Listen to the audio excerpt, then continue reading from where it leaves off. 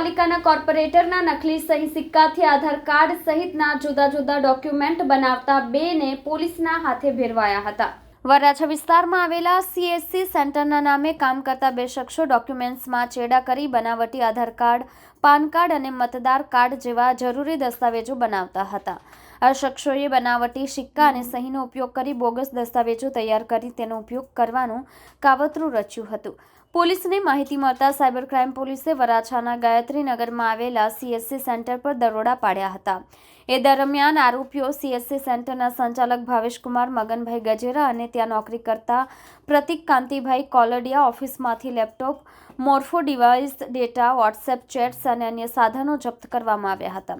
આ કાર્યવાહી દરમિયાન જાણવા મળ્યું કે આ શખ્સો સુરત મહાનગરપાલિકાના કોર્પોરેટર ભાવિશાબેન B પટેલના નામ અને સિક્કાનો ખોટો ઉપયોગ કરી ડોક્યુમેન્ટ્સ પર ખોટી સહી કરી રહ્યા હતા। પોલીસ કમિશનર સરની સૂચનાથી સુરત શહેરમાં ચાલતા સાયબર ક્રાઇમને લગતી જે કંઈ પ્રવૃત્તિઓ હોય તેને ડામવા માટે તથા તેની પર દેખરેખ રાખી જરૂરી કાયદાકીય કાર્યવાહી કરવા માટે સૂચના આપવામાં આવેલ। તે અંતર્ગત સાયબર ક્રાઇમ સેલના અધિકારીઓ બાતમી અને વોચમાં હતા। તે દરમિયાન પોલીસ ઇન્સ્પેક્ટર શ્રી NR પટેલની ટીમને બાતમી મળેલ કે જે અગાઉનો સાયબર ક્રાઇમ પોલીસ સ્ટેશનની અંદર કેસ ચાલે છે જેમાં એકાઉન્ટ ભાડે આપવામાં આવતા તેની એ રીતના આ એકાઉન્ટ્સ ખોલાવવા માટે જે ડોક્યુમેન્ટ્સ લાગતા હોય છે એની અંદર થોડા ઘણા સુધારા કરવા પડે બેંકમાં સબમિટ કરાવવા માટે।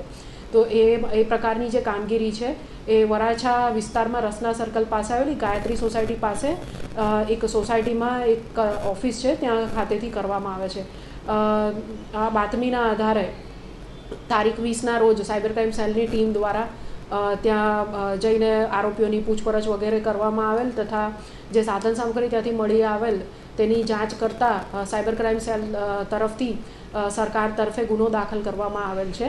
આની અંદર બે આરોપીઓ મળી આવેલ છે, ભાવેશકુમાર મગનભાઈ ગજેરા તથા પ્રતિક કાંતિભાઈ કોલડિયા। ભાવેશ ગજેરા જે છે એ CSC સેન્ટર ધરાવે છે જે આધાર કાર્ડની અંદર સુધારો કરવાની કામગીરી કરે છે અને આ ઉપરાંત સરકારી કામકાજ જે હોય કોઈના રેશન કાર્ડ સુધારવા તે એ જે પ્રકારની કામગીરીઓ એ કરે છે।